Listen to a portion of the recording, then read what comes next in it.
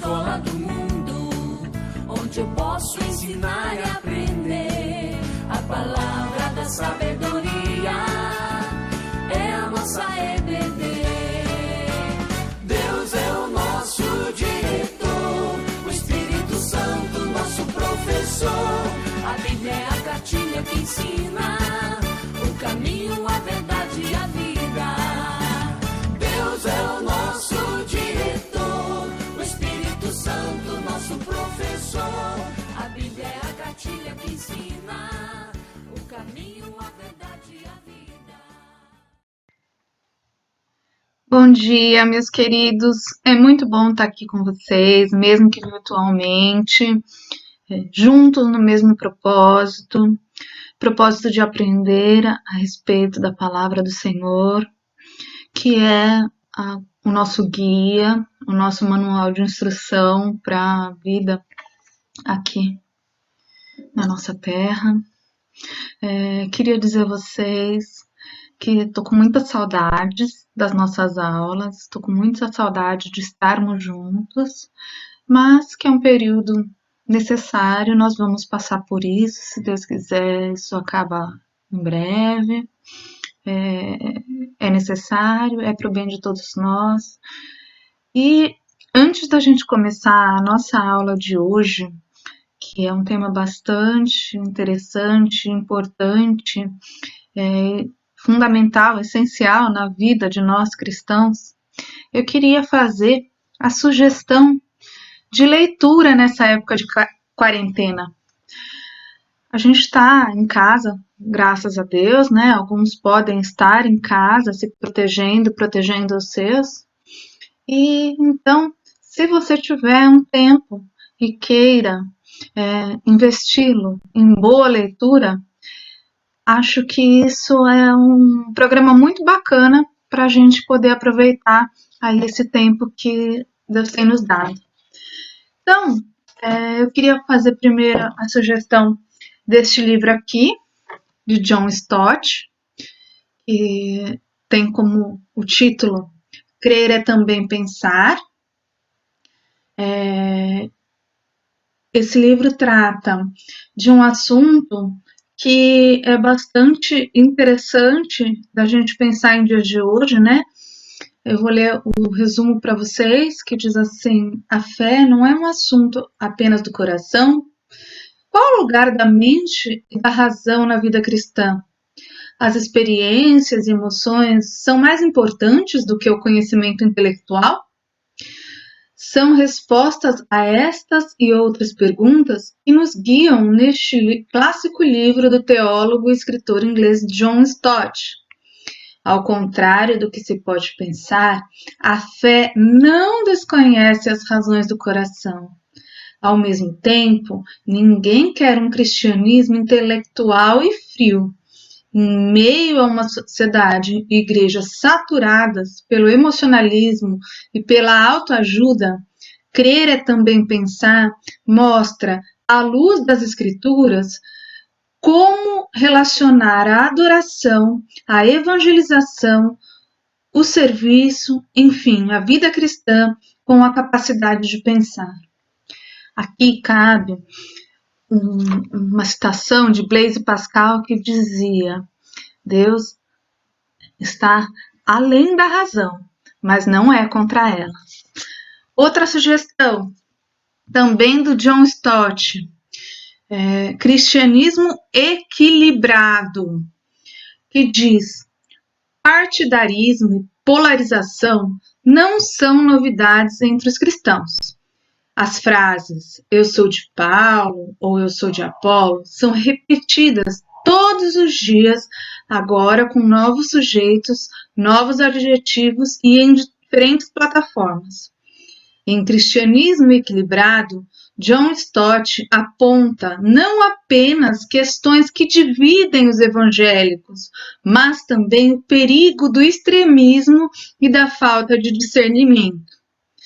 Em edição ampliada, com uma longa entrevista com o autor, a obra responde também a questões contemporâneas que desafiam a unidade da Igreja. Por fim, gente, a última sugestão aqui é desse livro aqui, Ninguém Mais Vai Ser Bonzinho na Sociedade Inclusiva, que é um livro que não trata de assuntos eclesiais, mas tem muito a ver com o nosso evangelho. Por quê?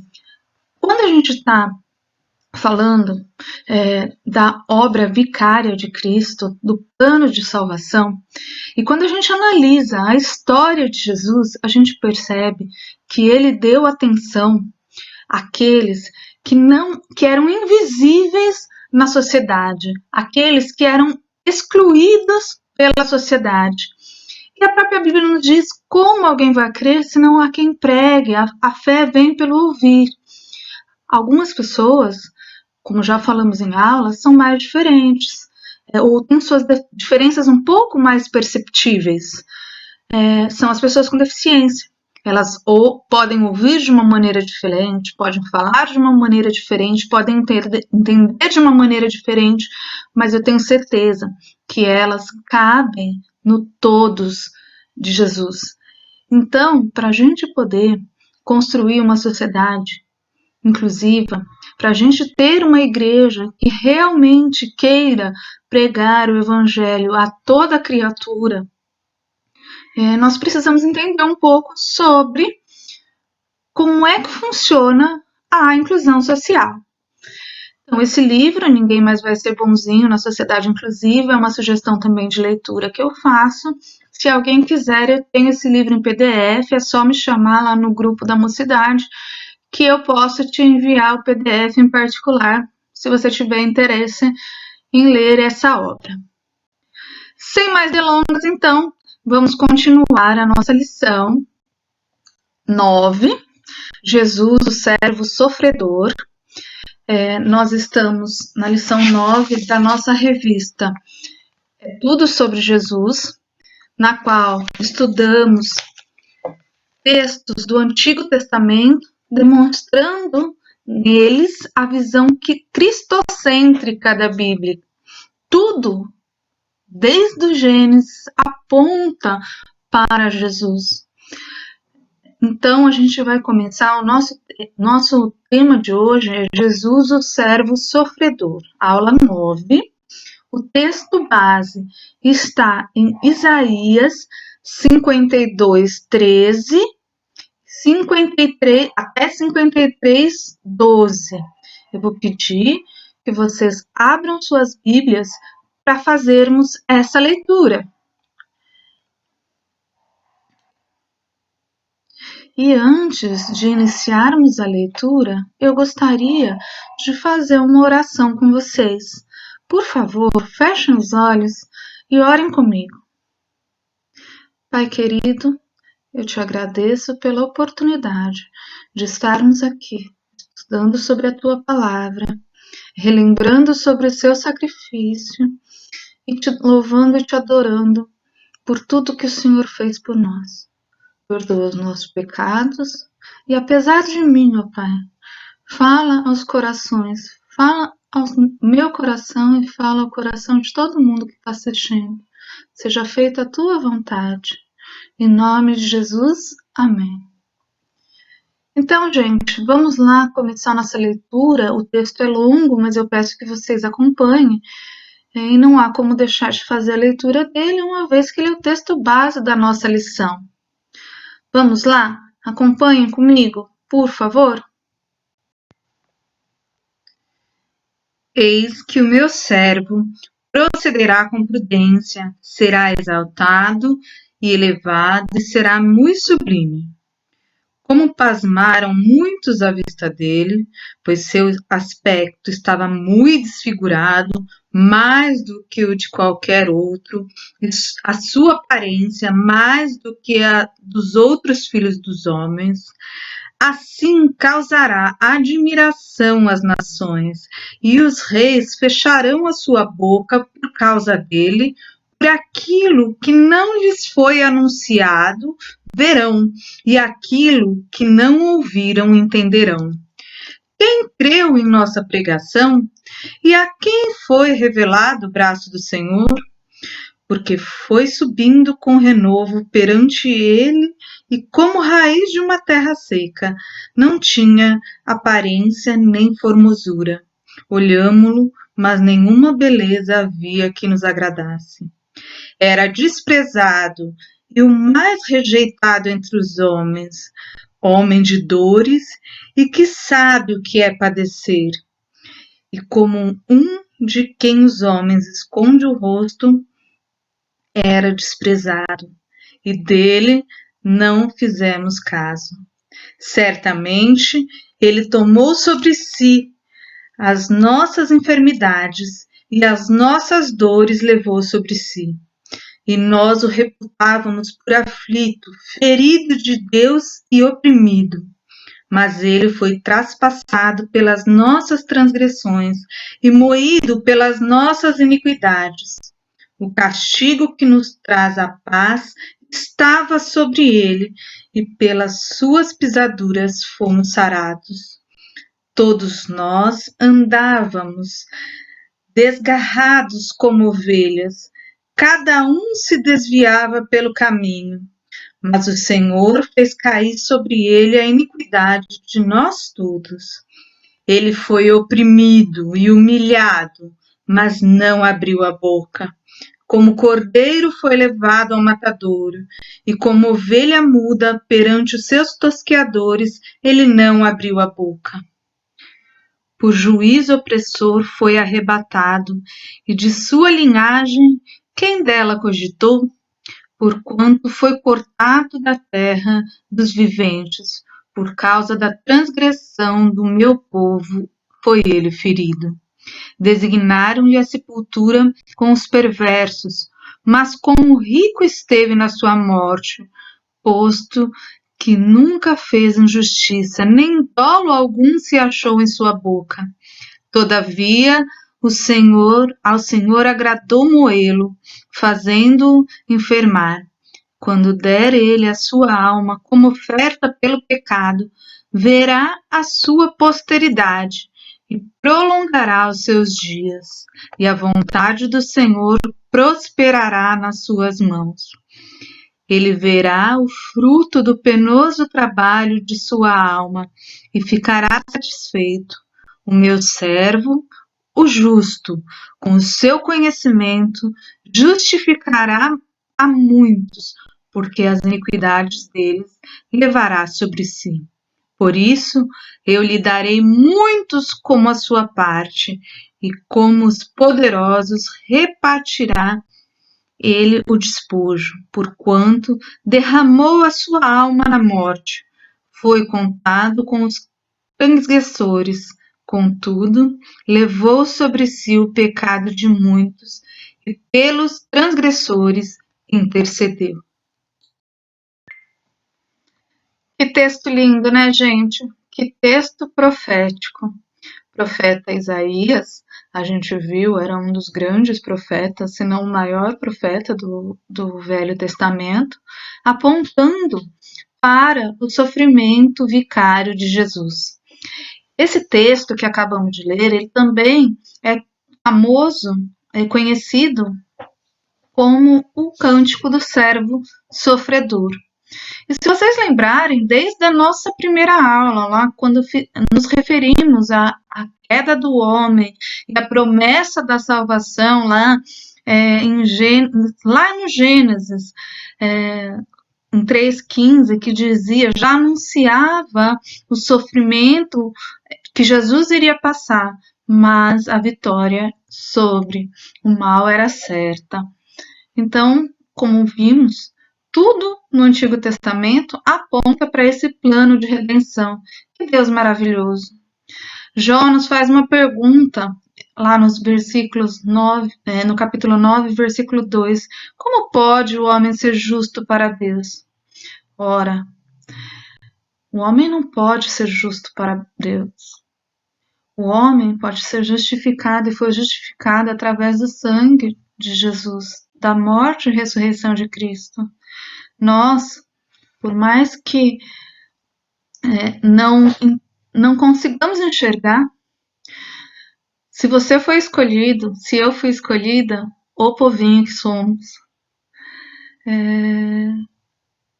Jesus veio pra gente, porque nós estávamos mortos em nossos delitos e pecados. Ainda que não enxerguemos, continuamos pecadores, mas sabemos que somos justificados no sangue do Cordeiro. Isso também não é novidade. Desde que o mundo é mundo, a gente tenta transferir as nossas responsabilidades para outro. Nós tentamos transferir as nossas culpas para o outro. Talvez porque saibamos que não conseguimos carregar toda a culpa, toda a responsabilidade que devemos. Vocês lembrarem lá no Éden, quando Deus encontra com o homem, ele bota a culpa na mulher, fala, a mulher que tu me deste. E a mulher põe a culpa na serpente. Aqui eu chamo atenção para que a gente olhe para a nossa vida, olhe para os nossos corações, façamos uma autoanálise. Os nossos pecados já estão todos pagos, todos pagos. Mas nós temos responsabilidade. Se somos cristãos, nós somos pequenos cristos, nós devemos agir olhando para a cruz, olhando para o que é a vontade do Senhor. E isso é difícil, gente. É muito difícil. É muito difícil a gente viver uma vida de santificação. Tanto que Paulo nos fala na Bíblia, né, que o bem que ele queria fazer, ele não faz, e o mal que ele não queria, esse ele faz. E isso é uma verdade na minha e na sua vida também. Por isso eu estou dizendo dessa necessidade da nossa autoanálise, da nossa verificação de responsabilidade, do nosso meia-culpa e do nosso confessar de pecados. Porque no final, gente, no final é entre mim e Deus, é entre você e Deus. A gente pode botar a culpa, a responsabilidade, quem quer que seja, mas no final os nossos pecados já foram todos pagos por Jesus. Mas nós temos uma responsabilidade enquanto cristãos de pedir perdão, nos santificarmos e tentarmos levar a nossa vida de acordo com aquilo que Deus tem pra gente, com os propósitos que Ele tem pra gente, guiados pelo nosso manual de instrução, que é a Bíblia. Como é possível um Deus justo, e Deus é justo, Ele é muito justo, Ele é a essência, Ele é a justiça, dizer ou enxergar a mim tão pecadora como alguém digna de salvação? Não, eu não sou digna de salvação, mas ele além de justiça, ele é amor. E teve um tremendo amor por mim e por você, a ponto de aquilo que eu deveria sofrer, aquilo que você deveria sofrer, por conta da nossa essência pecaminosa, por conta das nossas atitudes pecaminosas, por conta do mal que habita em nosso coração, Ele mandou seu filho. Ele provou seu amor na mais linda história de amor. Ele mandou seu próprio filho para receber todo o castigo, tudo aquilo que merecíamos na cruz. Se olharmos e observarmos e pensarmos acerca das dores físicas que Jesus sofreu em sua crucificação, é algo tenebroso, é algo impensável. Se pensarmos na humilhação que ele sofreu, é também algo assustador. Mas o verdadeiro e maior sofrimento de Jesus ali na crucificação foi quando ele sentiu a ruptura da presença de seu Pai, da presença do Senhor. Ali sim foi o verdadeiro inferno que Jesus tomou para si em meu lugar, em seu lugar. É muito sofrimento. Não dá para descrever o tamanho do sofrimento de Jesus quando se sente esse abandono do Pai ali na cruz, por mim e por você. A gente vê que ainda na cruz ele continua intercedendo, ele intercede por nós. E aí a gente vê também que a morte não o venceu, ele ressuscitou, porque afinal de contas ele era homem, mas ele era Deus. E ele ressuscitou para que a nossa fé não fosse vã. Ele ressuscitou para que nós tivéssemos a vida eterna. Toda essa profecia que a gente vê no texto de Isaías, a gente vê completada na crucificação de Jesus. O sofrimento do servo sofredor se concretiza ali na cruz. Agora, o que eu queria perguntar a você e a mim, é claro, é que se esse sofrimento e a morte e a intercessão de Jesus te impulsiona e me impulsiona a amar a Deus e sua palavra. Se você entende e se eu entendo que nós temos o grato dever de viver para Ele e de servi-lo com todo o nosso ser. Se nós procurarmos um sentido para a nossa vida em nós mesmos, nós não vamos encontrar. Isso é profundo. Nós somos criados para louvar, adorar e a viver por um maravilhoso Deus que deu seu Filho para que a gente tivesse vida eterna em abundância, para que tivéssemos a alegria de estar na eternidade louvando e adorando esse Deus. Esse Deus que é tão bom, que nos faz sentir, mesmo em pequenas coisas aqui na terra, o seu cuidado, o seu amor. Mas que, além desses pequenos e grandes detalhes da nossa vida, nos preparou algo impensável, algo que vai muito além da nossa capacidade. O céu que nos espera é a nossa esperança. Eu digo de novo, gente, a nossa esperança não está aqui. Se você tem um sonho, deve ter mesmo, sonhar é muito bom, coloque esse seu sonho aos pés da cruz e saiba e olhe para esse sonho. Ore para que esse sonho seja o sonho de Deus para a sua vida. Mas saiba que ainda que esse sonho se concretize, ele vai passar. Mas o céu não vai passar.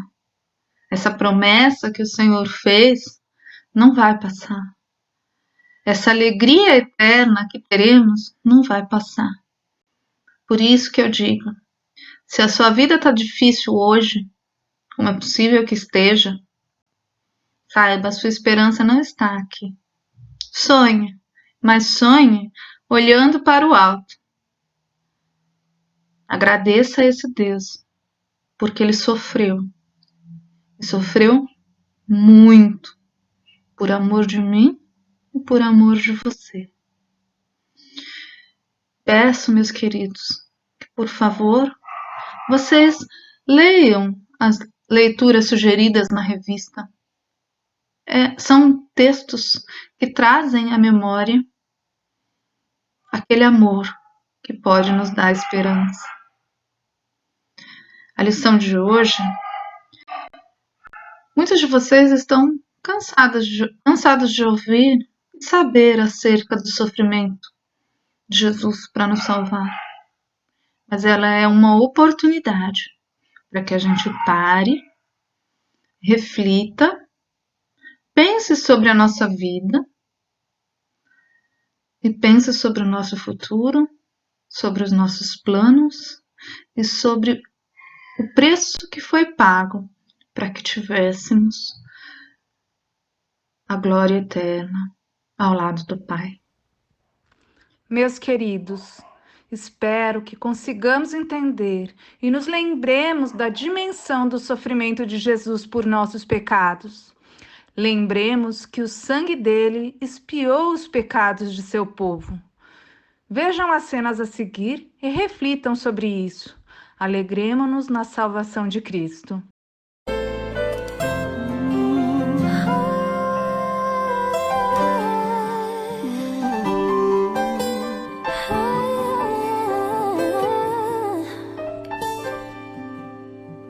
Eu imagino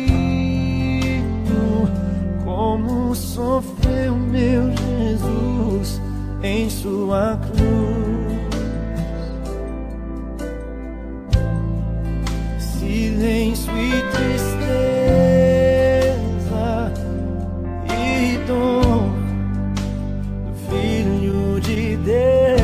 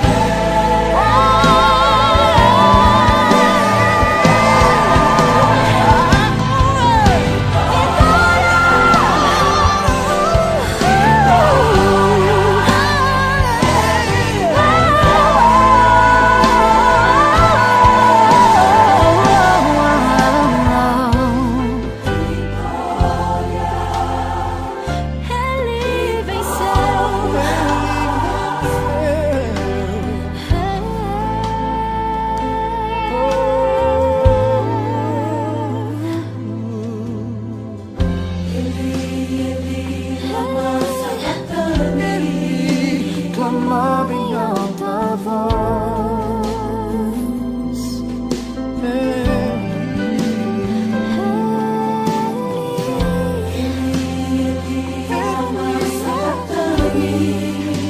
Clamava em alta voz.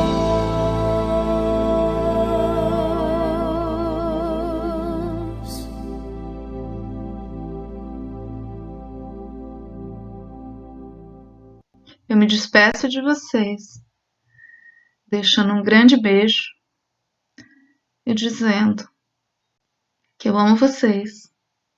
Eu amo não porque sou boa, mas eu amo vocês porque Cristo me amou primeiro. E é meu dever, e seu dever, amar a Deus sobre todas as coisas e amar ao próximo como a si mesmo. Um beijo e bom domingo para vocês.